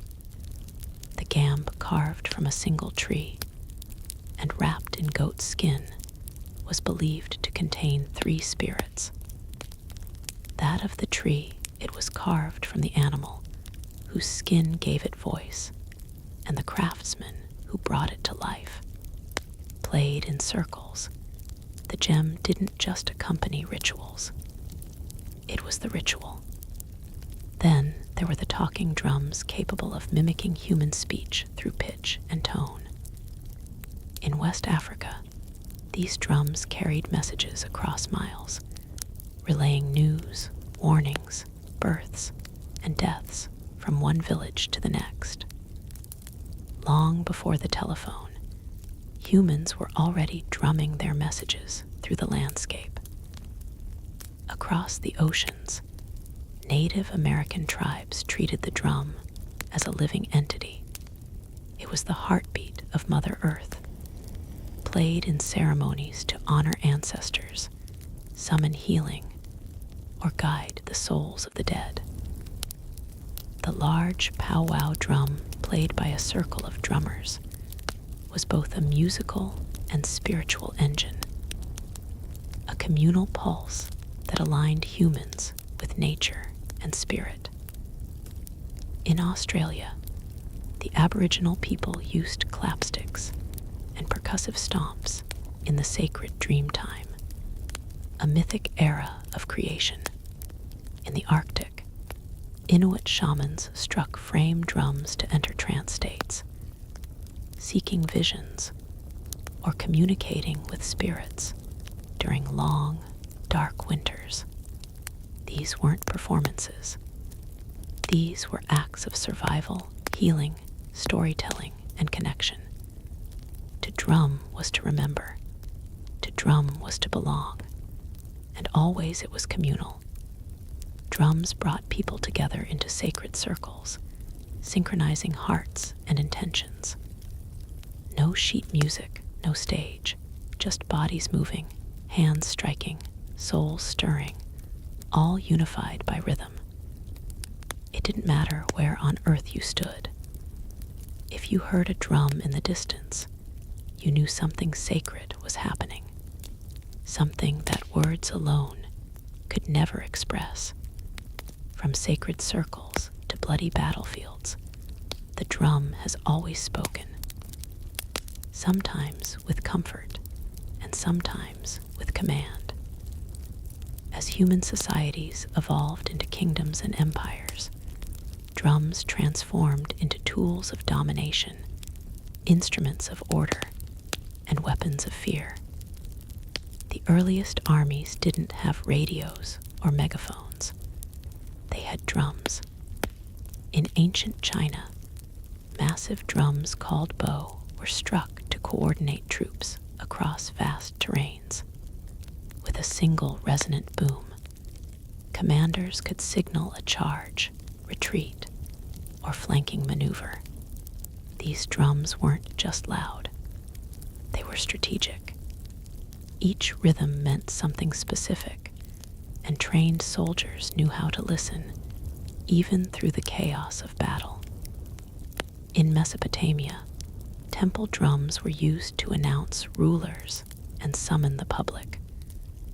But in times of conflict, they echoed through city walls, terrifying enemies with a deep, relentless thunder. It wasn't just percussion. It was psychological warfare. When the Romans marched, they brought with them the tympanum, a frame drum used in processions and by cults like that of Cybele, though not a battlefield instrument in the way horns and standards were. It carried symbolic power, a sound of empire, discipline, and order. But no army wielded drums quite like the Ottomans. Their medhab bands, the world's first known military orchestras, unleashed an overwhelming storm of drums, cymbals, and horns before battles. The relentless pounding of curse, giant kettle drums, and davil, double-headed bass drums struck terror into the hearts of enemy forces. Some European accounts describe soldiers freezing in panic before even seeing the Ottomans paralyzed by sound. Drums also enforced power off the battlefield. In royal courts across Asia, Africa, and Europe, drum ensembles announced arrivals, marked coronations, and underscored political rituals. To beat a drum was to declare, power is present. Even enslaved people in the Americas used drums as tools of resistance. On plantations, rhythmic communication kept culture alive and helped orchestrate secret rebellions. The drum, even under oppression, refused to be silenced. So whether it signaled divine right, military discipline, or raw fear, the drum has always carried a message. This is who rules. This is who marches. And this is the rhythm of power. As civilizations branched out across continents, so too did their rhythms, evolving in form, purpose, and philosophy. In the East, drums became tools of precision, spirituality, and ceremony. In the West, they leaned into military power and eventually orchestral grandeur. Two worlds, two paths, one heartbeat. In India, the drum became a sacred instrument of divine language. The tabla, with its crisp tones and fluid grace, was used in classical music and devotional performances. But it was more than accompaniment. It was conversation. Each stroke had a name, a meaning, a syllabic identity. Indian drumming wasn't just percussive. It was spoken poetry trained over decades. The table player was not just a musician. He was a linguist of rhythm.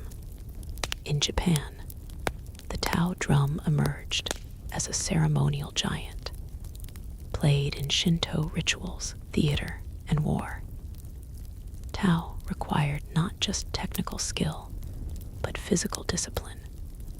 The drummers moved with martial precision, their stances grounded like warriors. In festivals, the booming Tao echoed through mountain valleys, believed to drive away evil spirits and call the gods down to earth. Meanwhile, in Indonesia, the kendang drum led the hypnotic flows of gamelan orchestras, guiding dancers and musicians in sacred temple ceremonies. These rhythms were layered, interlocked, and celestial, a sonic reflection of cosmic harmony. Across the world in Europe, drums had a different story. They were largely utilitarian during the medieval period, signaling soldiers, marking time, and forcing discipline. It wasn't until the Renaissance and Baroque eras that drums began to enter formal music. Even then, they were kept in the background, tony thundering beneath royal fanfare or echoing in grand cathedrals. In this divergence, you see two philosophies. The East saw rhythm as art and spirit, something tied to breath, chant, and meditation. The West saw it as structure and force, a tool to rally, march, and measure. But both understood the drum's core power: to shape time, to dictate pace, to elevate ritual, to connect humans in ways that transcend language. East or West, sacred or strategic, the drum remained central, always listening, always speaking. From mountaintop temples to jungle clearings, from desert fires to candle-lit cathedrals, drums have always had a place where the human meets the divine. Long before organized religion took root, rhythm was already a sacred language, a way to pray, to summon, to transcend. In Africa, drums were not just instruments, they were spiritual beings. In Yoruba traditions, for example, the batter drum was used to communicate with the orishas, gods, and ancestral spirits. Drummers weren't performers, they were priests. The rhythms they played were encoded prayers, inviting the gods to descend and dance among the living. Each pattern had a purpose, each beat a direction. In Hinduism, the drum appears even in the hands of gods. The deity Shiva, in his form as Nataraja, dances the cosmic dance of creation and destruction with a small hourglass-shaped drum in hand, the damaru. Its beat represents the pulse of the universe itself. From silence to sound, from void to form, the drum is a divine heartbeat. In Buddhism, the ritual frame drum is used in monastic chants and meditation ceremonies. Its slow, soft strikes guide breath and awareness, acting like a metronome for the soul. It's not loud. It's not aggressive. It simply reminds the practitioner to return again and again to the present moment. Across the Americas, indigenous tribes use drums in vision quests, sweat lodges, and healing ceremonies. The beat is constant, steady, mimicking the rhythm of the womb, helping participants enter trance states or connect with ancestral spirits. In these spaces, the drum doesn't just accompany prayer. It is the prayer, even within Christianity, where rhythm was often subdued. The drum still found a sacred role. In gospel traditions, particularly in African American churches, drums became a means of praise and power, a heartbeat behind voices lifted in devotion, a reminder of struggle, hope, and divine rhythm in every life. No matter the faith, the ritual, or the God invoked, the drum has been there not as decoration, but as a vessel for energy, intention, and the mysteries we cannot speak. Because when words fail in worship, rhythm remains, and the divine always listens. For thousands of years, drums were solitary instruments. One body, one sound, one purpose. But in the heart of the industrial age, something revolutionary happened. In factories, streets, and music halls, percussion was reimagined. And by the early 20th century, multiple drums were no longer scattered across a stage. They were united, forming something entirely new, the drum kit. It was born out of necessity. In the late 1800s, military and theater bands required several percussionists to play bass drum, snare, cymbals, and woodlocks, each handled by a different person. But space was tight and budgets were tighter, so drummers began to combine instruments into a single playable setup. By 1909, the first bass drum pedal was patented. A drummer could now strike a massive drum with one foot, freeing their hands to do more. The idea caught fire. Over the next few decades, drummers added hi-hats, toms, cowbells, and ride cymbals, creating a setup that could mimic an entire percussion section, all from one seat. What emerged was more than a tool. It was a drummer's throne. And then came jazz. In smoky clubs and underground dance halls of New Orleans and Chicago, the drum kit exploded into life. Jazz drummers didn't just keep time. They played the kit like a voice with syncopation, swing, and sensitivity. Legends like Gene Kruer and Buddy Rich turned the drum set into a lead instrument. Rhythm became storytelling. As jazz evolved into rock, the drum kit grew louder, heavier, more powerful. The 1960s and 70s saw kits expand with multiple toms, splash cymbals, and double bass pedals. Drummers like John Bonham, Neil Peart, and Keith Moon pushed the limits of stamina and creativity. The drummer wasn't in the background anymore. He or she was the engine. Today, the drum kit is a global staple. From gospel churches to EDM stages, from punk garages to world tour. And even as digital kits and drum machines rise, the physicality of a live drum kit, the sticks, the skins, the sweat remains irreplaceable. It's a symbol of modern rhythm, a fusion of centuries, where tradition meets innovation, and where one drummer can speak with 10 voices at once. The world beats in thousands of dialects, and so do its drums.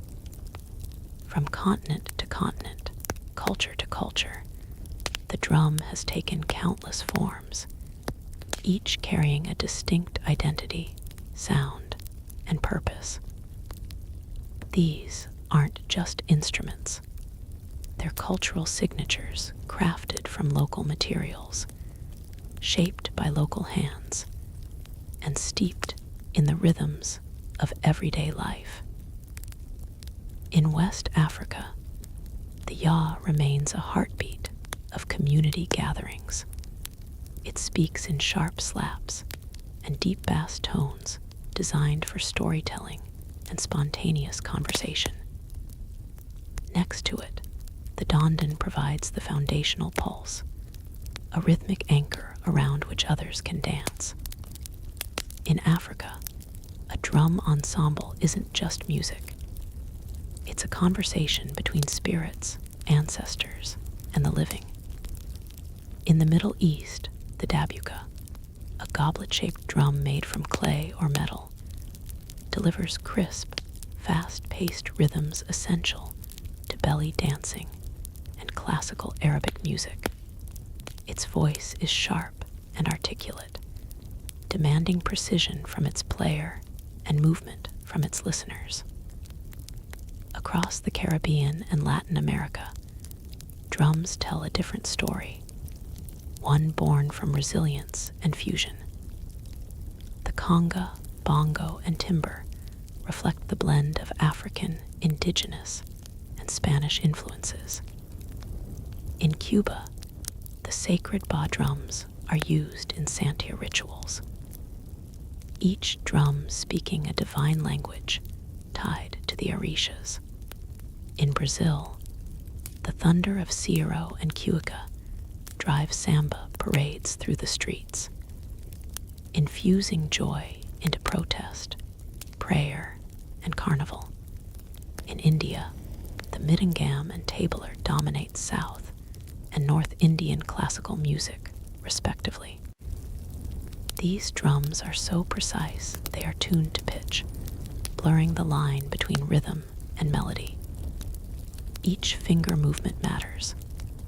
Each stroke carries centuries of tradition. Then there's the frame drum, one of the oldest in human history, appearing in everything from Persian daf to Irish bodhran, from shamanic tools to folk ensembles, played with fingertips, mallets, or brushes. It's proof that even simplicity can be sacred. What unites them all? Purpose.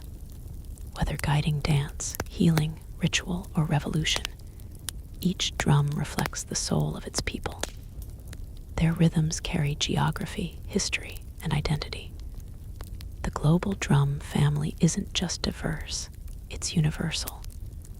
Because no matter where you go, the earth still echoes with rhythm. As the 20th century drew to a close, the sound of drums began to change, not in rhythm, but in texture. The physical gave way to the programmable. The sweaty palms, the wooden sticks, the calloused fingertips, all began to share space with circuits, pads, and software. The age of digital drums had arrived. It began in the 1970s with primitive drum machines. Early devices like the Rhythmican and Roland CR78 that used analog circuits to simulate basic beats. At first, they sounded robotic, even awkward. But musicians saw something else. Consistency, control, and endless possibility. Then came a revolution.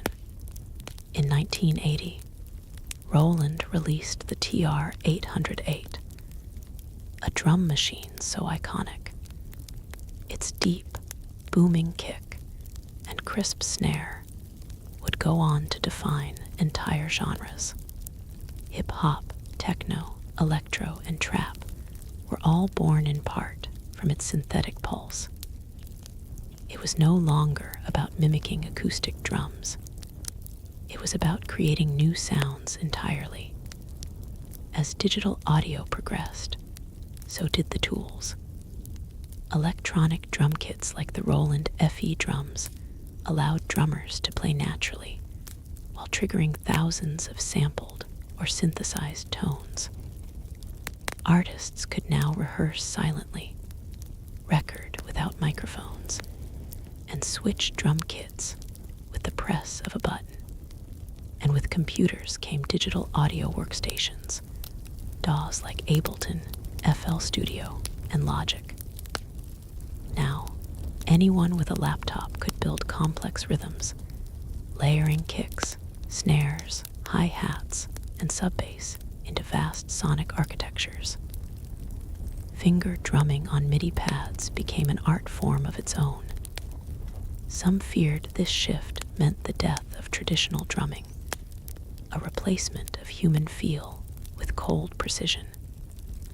But that didn't happen. Instead, hybridity emerged.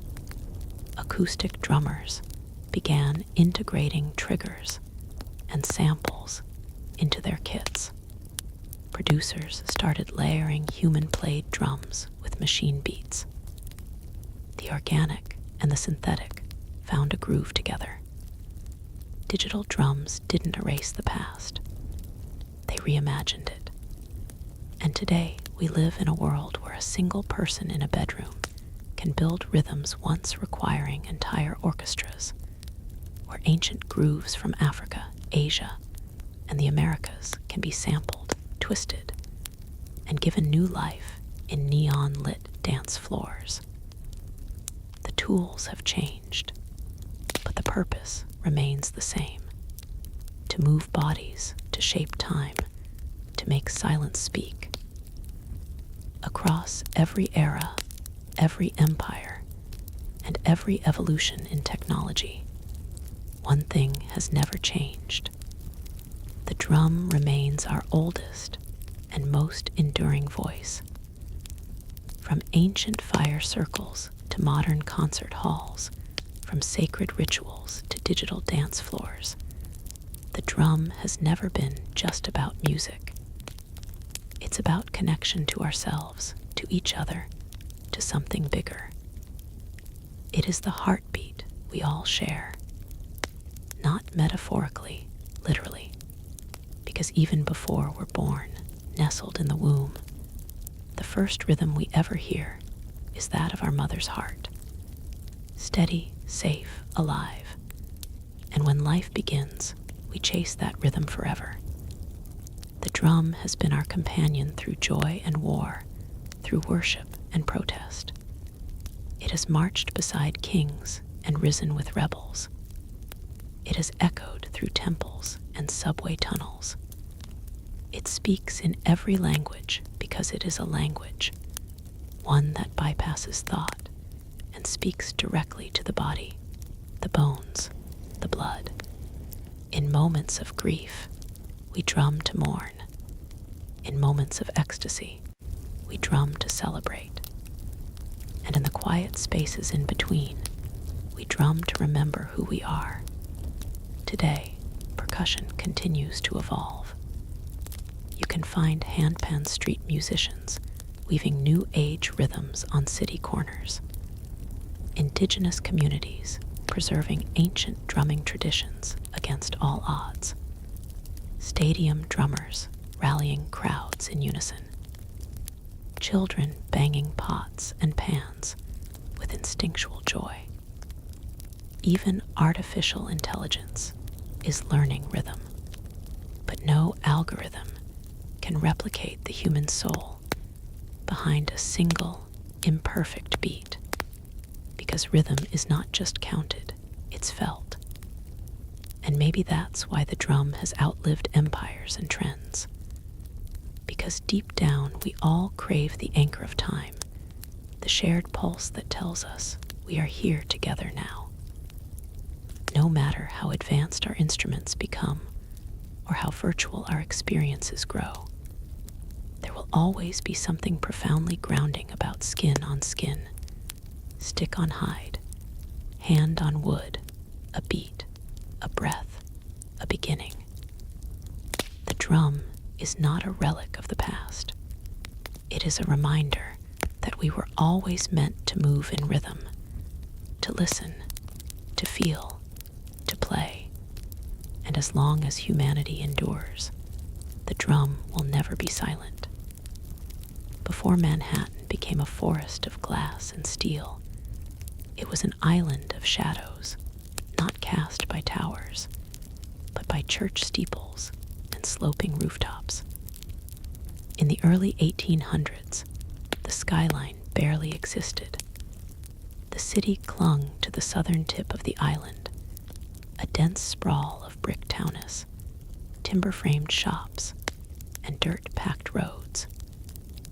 Buildings rarely climbed beyond 5 or 6 stories, not because ambition was lacking, but because gravity had the final say.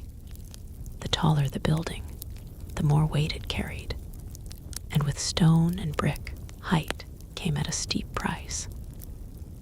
The walls had to be thicker at the bottom to support the upper levels, leaving less room inside and requiring enormous foundations.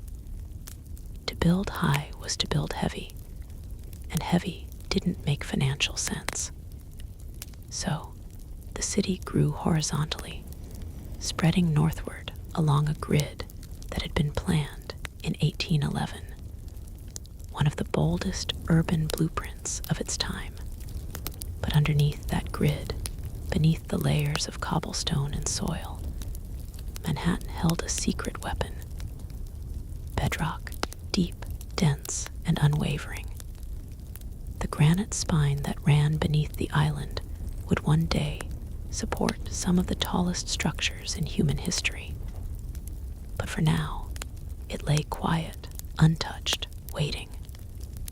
Life in early Manhattan was noisy, but grounded.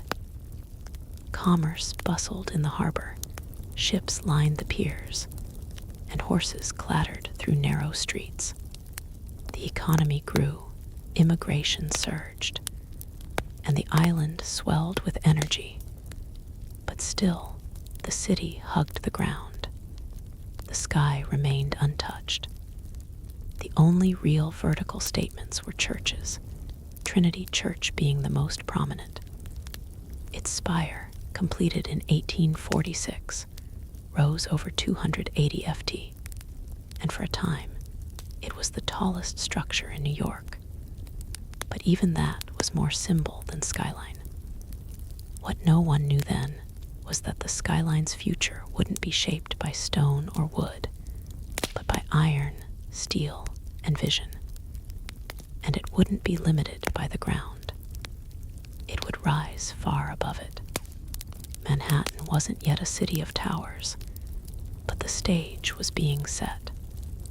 The island was ready. The dream was forming, and soon the skyline would begin to stretch. For centuries, gravity was the greatest architect in Manhattan. It kept buildings short, cities flat, and human ambition tethered to the earth. But in the mid-9th century, 2 breakthroughs would break the skyline wide open. One lifted people, the other lifted buildings. The first came in 1852, when an inventor named Elisha Otis unveiled his revolutionary safety elevator. In a dramatic demonstration at the New York Crystal Palace, Otis stood on a platform suspended high above a crowd. He ordered the rope to be cut. The crowd gasped, but the platform didn't fall. A hidden mechanism locked the lift in place. With that single breathtaking moment, Otis changed the rules of height. Until then, the top floors of buildings were the cheapest. No one wanted to climb stairs. But once elevators became safe and practical, those upper floors became premium space, offering light, air, and status. The vertical city suddenly made economic sense. But being able to move people upward wasn't enough. Buildings still relied on load-bearing walls, which grew thicker and more cumbersome the higher they went. That's where innovation number 2 arrived: the steel skeleton. In the 1880s and 1890s, engineers began using steel frames to support the weight of buildings, allowing exterior walls to become thin curtains rather than heavy structural anchors. This method, known as steel frame construction, gave architects a new freedom: build as high as the frame could handle. Suddenly, height was no longer a risk. It was a strategy. The technology had arrived. The materials were here. And Manhattan, with its solid bedrock and booming economy, was the perfect canvas. The island's tight geography encouraged vertical thinking, and its status as a financial capital meant that everyone, from banks to newspapers, wanted their name visible in the clouds. The elevator made the sky accessible. The steel skeleton made the sky buildable. Together, they didn't just change architecture. They redefined what a city could be. Now the race would begin, not outward, upward. By the late 19th century, New York City was no longer content to sprawl. It wanted to soar. The ground was full. The streets were packed, and the only place left to build was up. With steel frame construction and the elevator now established, Manhattan became a proving ground, and the skyline a battlefield for ambition. The first shots were fired in the 1890s. In 1890, the New York World Building, home to Joseph Pulitzer's newspaper empire, rose 20 stories above Park Row. It was the tallest office building in the world. Briefly, not to be outdone, the Park Row building claimed the title next in 1899, standing at 391 FT. Each new tower was a declaration, not just of wealth, but a vision. To build higher was to announce, "We are the future." Soon, the skyline began to sprout with steel giants. The Singer Building, completed in 1908, stood at 612 FT, becoming the tallest building in the world, and the first structure to surpass the height of the spire of Trinity Church, which had held the record for over 50 years. But even that wouldn't last. In 1913, the Woolworth Building took the crown. Designed by architect Cass Gilbert and funded in cash by retail magnate Frank W. Woolworth, it rose 792 FT, over 55 stories, in a soaring display of neo-Gothic beauty. Dubbed the Cathedral of Commerce, the Woolworth wasn't just tall. It was majestic, an architectural sermon about America's rise as a modern power. But this wasn't just architectural competition. It was branding warfare. Corporations and institutions vied for the tallest, most distinctive buildings, towers that would etch their names into the sky. Every new height was a headline, every silhouette a symbol. The skyscraper became the ultimate billboard, permanent, imposing, impossible to ignore. And beneath it all, the rhythm of progress beat relentlessly. Steam shovels dug foundations into granite. Riveters hammered steel day and night. Immigrants and iron workers balanced on beams hundreds of feet in the air with no harnesses, only grit and resolve. The skyline was no longer theoretical. It was real, and it was rising. As the 1920s roared through Manhattan, the skyline began to dance, not just climb. This was the era of Art Deco, a time when architecture wasn't only about height, but style. The Jazz Age poured elegance into steel and stone, and New York's buildings became icons of movement, light, and energy. The most dazzling of them all was the Chrysler Building. Completed in 1930, it stood 146 ft tall, briefly becoming the tallest building in the world. Commissioned by car magnate Walter Chrysler, the tower wasn't just a monument to corporate success. It was a symphony of design. Its stainless steel spire, built in secret and hoisted into place, overnight shimmered in the sun like a crown. Ornamental eagles, modeled after hood ornaments, jutted from the corners like guardians of the future. With its curves, chevrons, and machine-age detailing, the Chrysler Building didn't just scrape the sky, it seduced it. But the race wasn't over. Just a few blocks away, another titan was rising.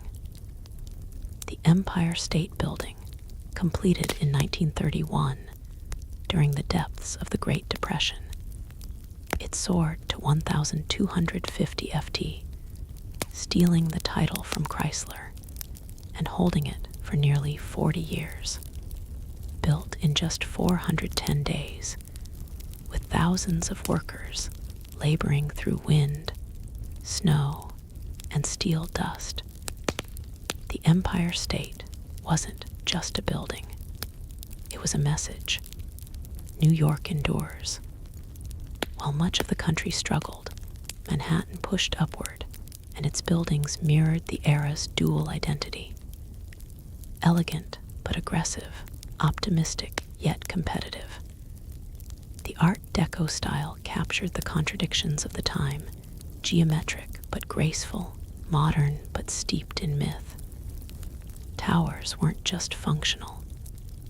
They were sculpted, glowing at night like beacons of possibility. And yet, beneath all that glitter, there was purpose. These skyscrapers were built by barons and moguls who wanted more than profit. They wanted legacy, a permanent place in the skyline and in history. By the end of the 1930s, Manhattan's silhouette had taken shape. The city was no longer just a capital of finance. It was a cathedral of ambition, a skyline that didn't whisper progress, it shouted it. After World War II, Manhattan's skyline entered a new phase, one less ornamental, more corporate. The elegance of Art Deco gave way to glass, steel, and straight lines. America was now a global superpower, and New York was the front office of that empire. The skyline adapted accordingly, not with decorative spires, but with monuments of efficiency. In 1952, the United Nations headquarters rose on the East River, a bold, boxy glass tower flanked by low marble wings. It marked a shift in tone, global, diplomatic, futuristic. It wasn't just a building. It was an architectural statement about international order in the atomic age, and it set the tone for what would follow. Next came the Lever House in 1952 and the Seeger Building in 1958, both defining examples of the international style. These towers, with their curtain walls of reflective glass and steel frames, were minimalist by design, free of decoration, stripped of sentiment. They didn't look like cathedrals or castles. They looked like machines, precise, modern, and ruthlessly practical. The Sarum building, designed by Ludwig Mies van der Rohe, was especially influential. Its bronze-tinted glass, uniform grid, and open plaza introduced a new kind of urban presence, not to impress with flourishes, but to project order, discipline, and power. This was corporate architecture at its peak, cold, beautiful, and authoritative. As businesses boomed, so did the skyline. Midtown became the hub for America's major corporations, banks, media companies, law firms. These new skyscrapers didn't compete for beauty. They competed for square footage, for location, and for presence on the horizon. Gone were the soaring spires and gargoyles. In their place stood mirrored monoliths, anonymous giants that reflected not just the clouds, but the ambitions of Wall Street. And yet, in their silence and simplicity, these towers spoke volumes. They told the story of a country obsessed with growth, precision, and modernity. They defined the corporate era, shaping the look and feel of cities across the globe. But even amid all this glass and steel, one thing remained true. The skyline was still a symbol. Only now, it whispered power rather than shouted beauty. By the late 1960s, New York was already a vertical masterpiece, but it still had room to dream bigger. That dream took shape at the southern tip of Manhattan, where a pair of identical towers would soon alter the skyline forever. They were bold, controversial, and unlike anything the world had ever seen. They were the twin towers of the World Trade Center. Conceived as a hub for global commerce, the World Trade Center project was overseen by the Port Authority of New York and New Jersey.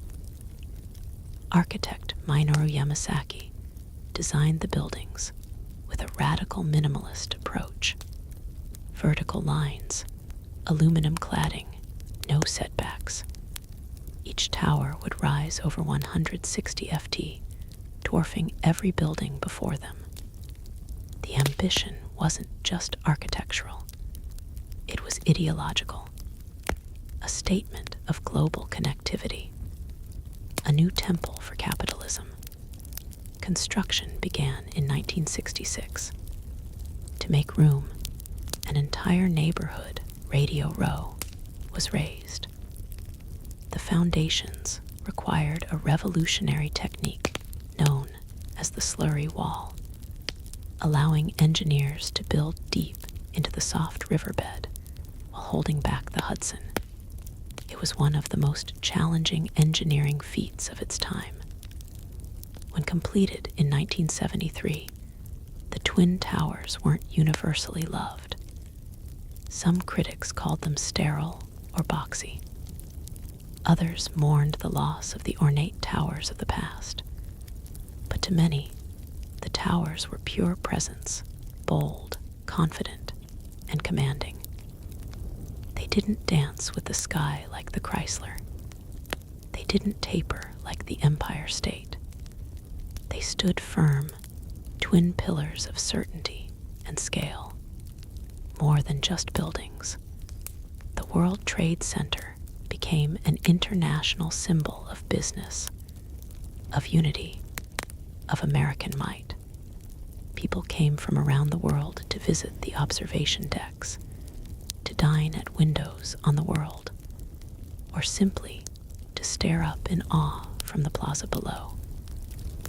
For nearly 3 decades, the Twin Towers dominated Lower Manhattan. They anchored the skyline, giving it symmetry and gravitas. And while other cities built taller structures, none carried the iconic weight of those 2 towers rising side by side. The skyline had changed once again, this time not with ornament or artistry, but with with monumental ambition. On the morning of September 11th, 2001, the Manhattan skyline changed forever. Not by cranes or construction, but by violence and smoke. In less than 2 hours, the twin towers of the World Trade Center collapsed into dust, fire, and twisted steel.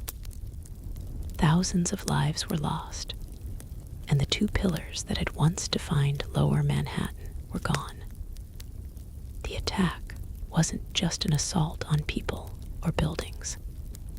It was an assault on symbols, on what those towers stood for: commerce, modernity, freedom, ambition. For decades, the Twin Towers had defined the southern end of the island. Their clean, monolithic forms had become visual shorthand for New York itself. Now, that skyline was fractured. In the days and weeks that followed, Lower Manhattan became a wound, open, smoldering, raw. Where once there had been height and light, there was only absence. And that absence echoed. Photographs of the skyline looked hollow. The familiar silhouette was broken, and the space that had once pulsed with global energy became known as Ground Zero. For the first time in a century, Manhattan wasn't building up. It was mourning. The city grieved, but it also endured. Steel workers, firefighters, police officers, and volunteers poured into the site, not to construct, but to recover. Rubble was cleared. Lives were honored. Silence replaced the clang of iron. In a city always rushing forward, this was a forced pause, a long breath held in collective pain. But even in sorrow, New York did what it had always done. It looked up. Discussions about rebuilding were complicated, emotional, political. What should take the place of the towers? Should anything rise again? Could the skyline be restored without erasing the loss? For years, the hole in the ground remained, a reminder of what was and what was taken. It became sacred space. And yet, slowly, plans emerged. Designs were drafted. Cranes returned. Steel returned. Not to erase the tragedy, but to create something new beside it. But before anything was built, one truth stood clear. The skyline was no longer just a symbol of power or ambition. It had become a memorial, a silhouette shaped by both triumph and tragedy. And the story wasn't over. In the aftermath of devastation, a city known for speed, ambition, and movement paused, not to surrender, but to reimagine. Rebuilding the Manhattan skyline after 9/11 wasn't just a matter of architecture. It was a matter of identity. What would rise in place of the Twin Towers? Could anything? The answers came slowly. In 2003, a design by architect Daniel Libeskin was selected for the new World Trade Center site. It wasn't just about height. It was about healing, memory, and renewal. The plan would blend commercial space with public memorials, parks, transportation, and light. It wasn't a return to what had been. It was a statement of what could be. At the heart of it all stood a new tower, One World Trade Center, originally called the Freedom Tower, rising from the northwest corner of Ground Zero. It would become the tallest building in the Western Hemisphere at 1,776 FT, a number chosen to echo the year of America's independence. But this wasn't just about patriotism. It was about defiance, about reaching up again despite loss. Construction began in 2006. And in 2014, One World Trade Center opened its doors. Clad in shimmering glass and standing like a crystal obelisk, it didn't try to imitate the past. It offered something new, reflection, both literal and symbolic. The building changes with the sky, glowing, darkening, disappearing, depending on the light. It is presence without arrogance. Beside it, the 9/11 Memorial opened in 2011. Two deep voids where the original towers once stood, each with a continuous waterfall and the names of the fallen etched into bronze. It's not just part of the skyline, it's part of the city's soul. The new skyline took years to take shape. Other towers rose, 3 WTC, 4 WTC, and 7 WTC. Each one sleek, modern, and purposeful. Together, they represent not just a city rebuilt, but a city transformed. New York didn't just replace what was lost. It evolved. It honored the past while building for the future. And in doing so, it reminded the world of something deeply American and deeply human. You can knock a city down, but you can't keep it from rising. Today, the Manhattan skyline is more than a collection of buildings. It is a living symbol of ambition, of resilience, of the American dream itself. No other silhouette in the world carries so much weight. It's etched into pop culture, history, and memory. You can draw it with 5 lines, and people will recognize it instantly. It tells a story of bold engineers and fearless iron workers, of architects who imagined spires that pierced clouds, and of immigrants who crossed oceans to help build them. It speaks of risk, reward, and reinvention. The constant churn of New York itself. It has never been finished, and it never will be. The skyline is alive, always changing. In recent years, it's stretched even higher, but not in lower Manhattan. This time, the vertical race moved uptown. Along Billionaire's Row, super slender residential towers like 432 Park Avenue, Central Park Tower, and 111 West 57th Street now rise like needles above Midtown. These skyscrapers are feats of engineering, pencil-thin, windowed, and made for the ultra-wealthy. Critics call them sky-piercing expressions of inequality. Others see them as marvels of modern ambition. Meanwhile, in Hudson Yards, an entirely new neighborhood has appeared with gleaming glass towers, public art, and corporate headquarters, rising where rail yards once sprawled. The skyline now stretches farther west, evolving with the city's changing needs and ambitions. But even as it grows, the skyline holds its past tightly. The Empire State Building still glows at night. The Chrysler still gleams at sunrise. And One World Trade Center stands solemn and proud. The skyline remembers what came before, even as it reaches for what's next. More than any monument or statue, it is the skyline that defines New York, not just in form, but in meaning. It is a place where humanity dared to build upward again and again through booms, busts, wars, and wounds. A city of millions reflected in steel and glass. It doesn't just mark where the city ends. It marks where dreams begin. Because in Manhattan, the sky has never been the limit. It's just the next floor.